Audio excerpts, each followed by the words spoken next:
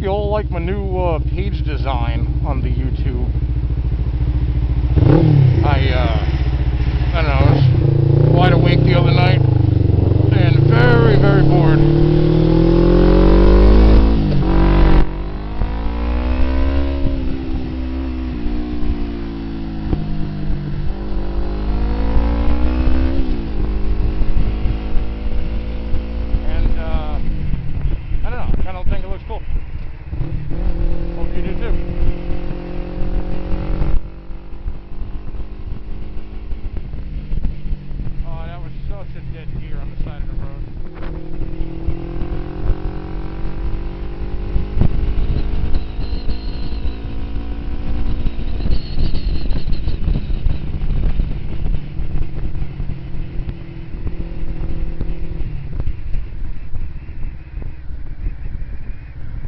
Alright, so I was I don't know, for some stuttering bastard.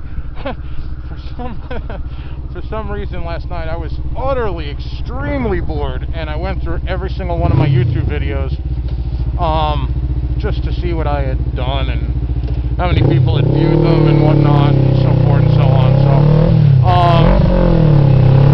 I noticed that.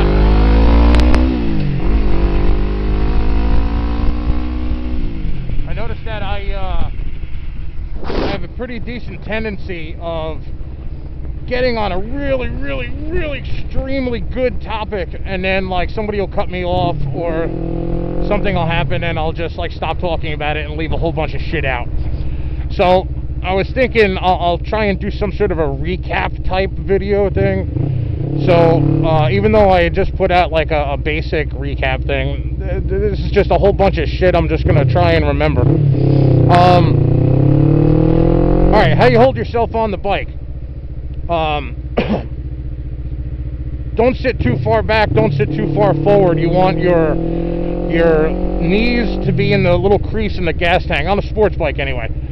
You want your knees to be in the little crease, the little divot in the gas tank, and what you want to do is you want to squeeze your knees.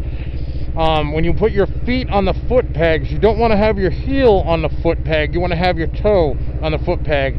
Hold your ankle, your heel up, and then squeeze it on the bike. So you're not holding yourself on the bike by your arms. Your arms shouldn't be stiff. Your arms should be bent. You're squeezing your knees and you're squeezing your ankles, your heels, and that's it. You should generally want to be somewhat upright. Obviously, if the wind's hitting you in the face too hard, you want to scoot down a little bit and you know, drop down to such a position. That's fine. But you do want to stay as, you know, you want to have a good line of sight. You want to be able to see what the hell you're running into. Yeah, keep your arms bent. It's easier to push forward to turn the hand grips if your arms aren't stiff. Let's see here. Turning. Don't be afraid to lean the bike. If you look at your tires, the treads go all the, well, not all the way, some tires, but pretty far up the sidewall. That grips the ground. Now remember, your tires are made of rubber. Rubber has oil in it. The ground is made of asphalt. Asphalt has rubber and oil in it.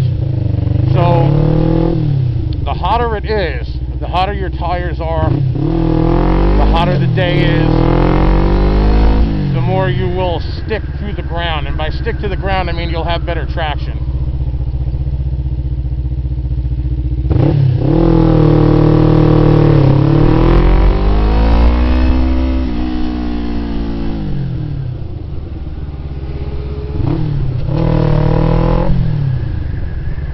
So yeah, don't be afraid to lean the bike.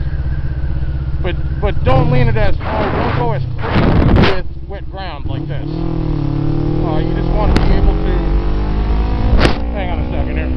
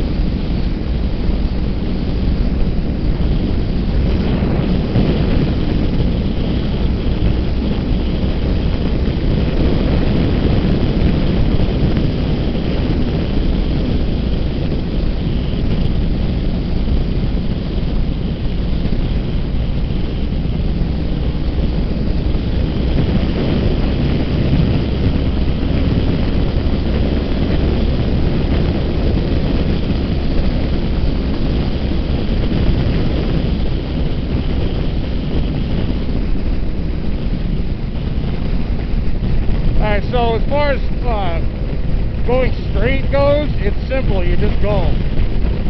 You know, I can let go of the handlebars, jump off the motorcycle, or hold a balloon, and the bike will still go straight. When you're going to lean and you're going really fast, like I was just doing 110, 115, something like that. When you're coming around one of these bends, you can lean the bike. Don't be too scared it'll slide out on you. But what I would do would be on a left bend like this, I'd start out on the right. That way you can start your turn off early, you know. As far as slower turns, don't be afraid to lean the motorcycle. It's supposed to lean like that.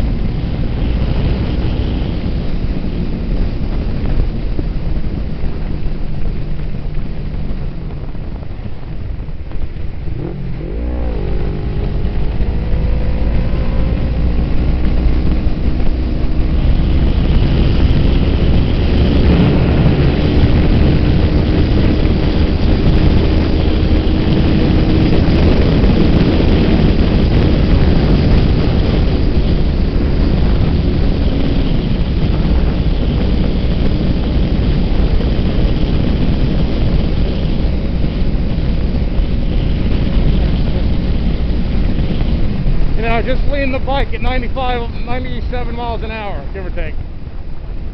You can lean the bike, don't be scared to lean the bike.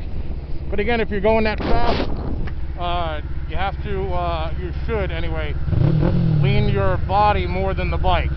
Lean off the bike, lean into the turns. Now I'm leaning the bike with me. I can shift off and push the bike down like this. Or I can lean off and hold the bike straight like this. These are the three ways to turn. Your body mass, the gross mass, the center of gravity, the gross mass of you and the motorcycle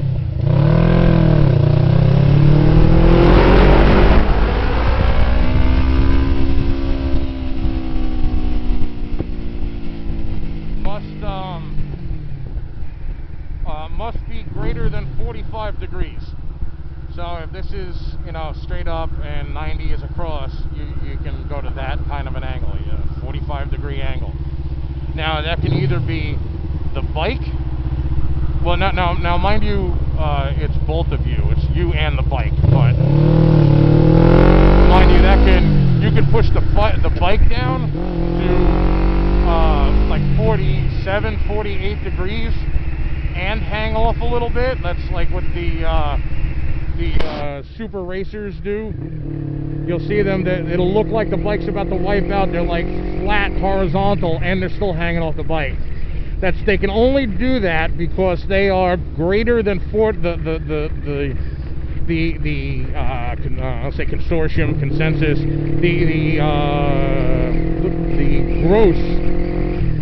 the gross angle between the bike and the rider is greater than 45 degrees. At less than 45 degrees, less than 45 degrees, at more than 45 degrees, as you start to turn, lean, and tilt your bike, like, 48, 50 degrees, you are extremely, dangerously, utterly close to spilling out. A good way to find out how far you're actually leaning is to take a piece of chalk, just regular old kid's chalk, and put it across the diameter of the tire on the treads, on the on the rear tire. So that way, like you go 50 feet and you go straight, you'll see just a little bit of the chalk wiped out in the middle of the tire. As you start to turn and take windy roads and lean, or just warm up your tires like this, see, you can finagle a bike around all you want. You just have to be careful with it. Just think of it as a large bicycle. I mean, you used to do this all the time on your bicycle. Just go wee, wee. And this is the cone weave test right here. Wee, wee, wee. Okay? Anyway, so as you start to turn and take windy roads and stuff, you'll notice, you'll get off the bike and look at the tire, and you'll see that the chalk is wiped out far as you have turned. So that'll give you a good idea on how much further you can lean your bike. It'll also give you an idea if you're leaning too far, or if you're a newer rider and you're having issues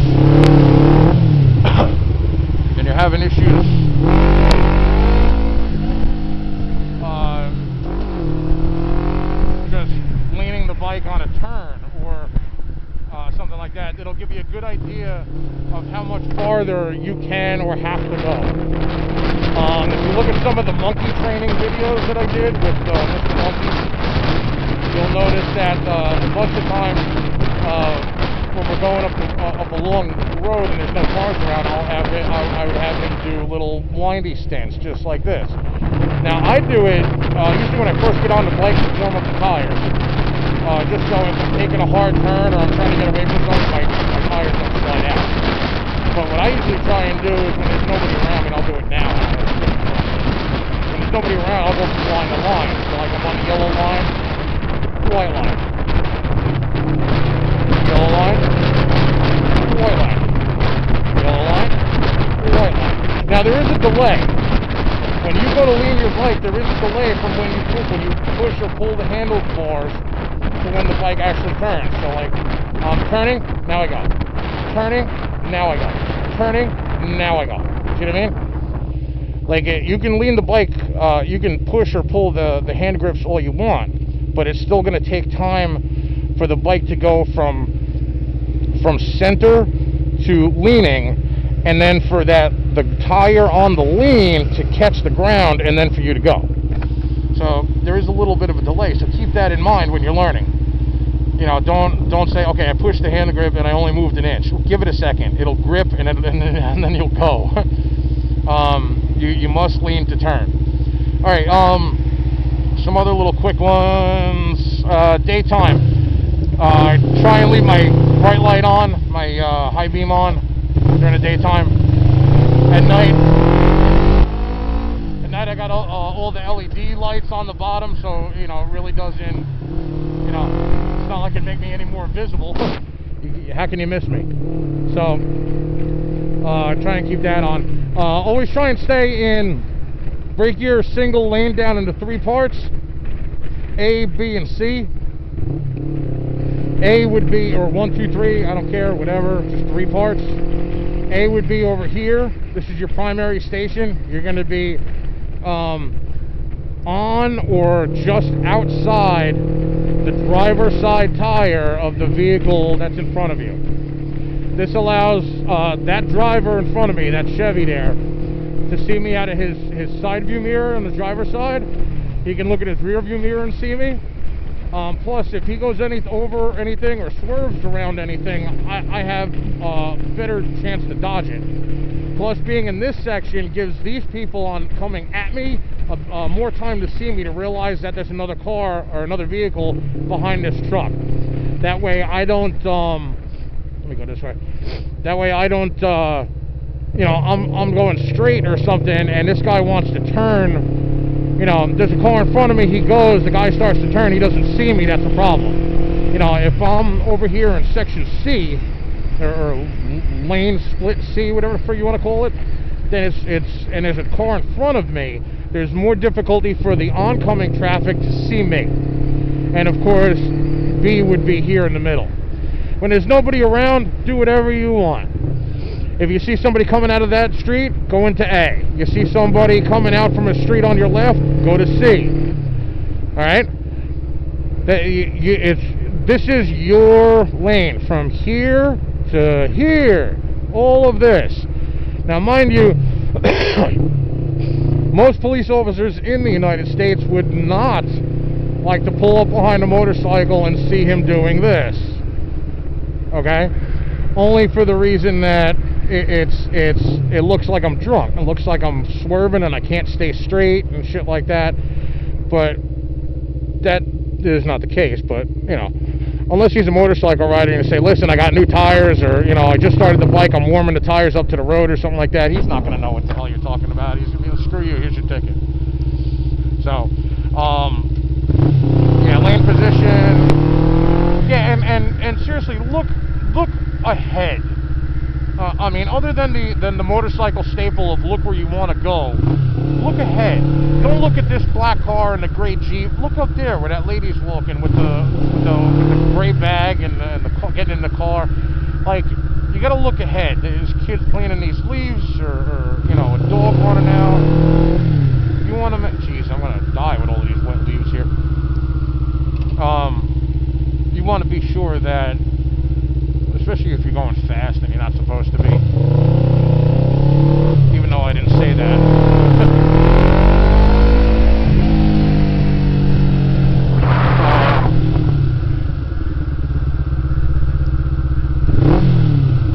Even though, you know, especially when you're going fast, you want to look up ahead. You want to look far ahead.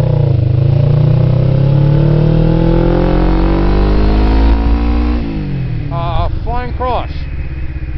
Put your left ball of your foot on the foot peg. Put the middle of your right foot on the foot peg and your toes on the brake. Keep your balance. Wind up your arms like this and stand up. And then you're standing on the bike as it's rolling, like this. Okay? And then we sit down and stop. Okay? Now, an actual flying cross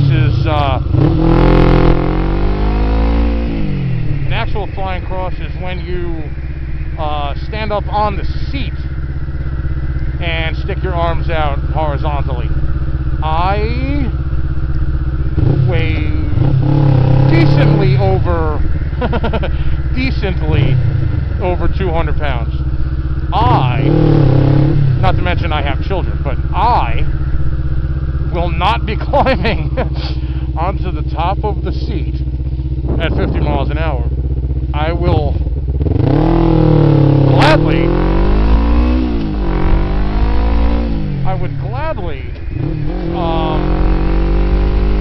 do a flying cross on the pegs, which I guess you could refer to as a baby cross, or I don't know, whatever. Anyway, so yeah, it's not that hard. Click it into neutral, middle of your ball on the left side, middle of your foot on the right side, front toes on the brake, wind up, stand up, lock your knees on the gas tank, throw your hands up, start pressing on the brake. It's not that hard, alright?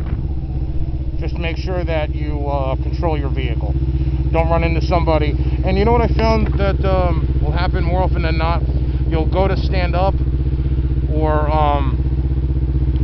even sit down, and you'll kind of forget you're on a motorcycle. And when you go to stand up or sit down, all of a sudden the bike's still going underneath you, and you kind of feel like you're going to fall off the back backwards. Just sit right down. Just sit down, grab for the hand grips, keep your handlebars straight, and just go through it, you know.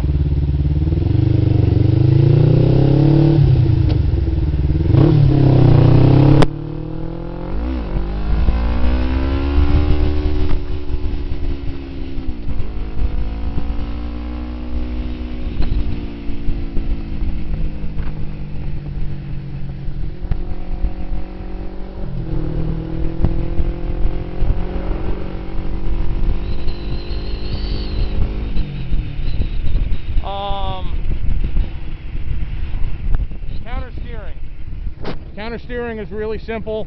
Push right and your bike will go right. Push left, your bike will go left. Do not push down. Don't keep your elbows locked and try and push the bike down. The only time that really works is when you are counterbalancing. Meaning that I'll have my ass cheek off to the left and I'll be pushing the bike down to the right. You know, for like a slow U-turn or something as such. But yeah, you will need to learn, or at least understand somewhat of counter steering, and also practice it really, really well, because it will save your life. You know, a car darts out in the middle of the road. You can you can try and lean your body over and that'll make the bike tip and give you your lean, but it won't be as quick. You counter steer and it's boom, boom. You know, with counter steering, the cool trick to learn is move your ass underneath the bike, or let the bike move underneath your ass like you're dancing with it. The bike will be wherever you thought it would. So I want to go to the left. I'm going to push left and then push right to straighten up.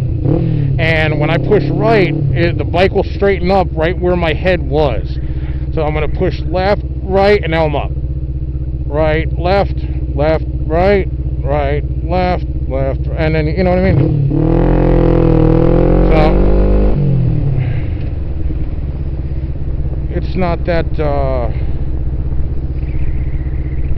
difficult. Yeah, that's about it. I'm tired. I think that's a good coverage. It's a nice little vid-IA.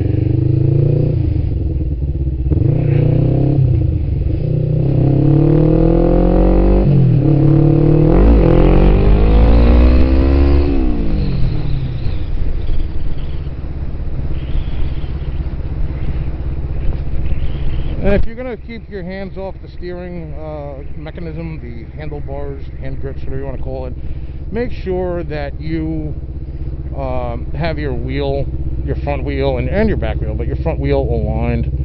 You don't want to go to take your hands off the wheel and all of a sudden it starts shaking and you know,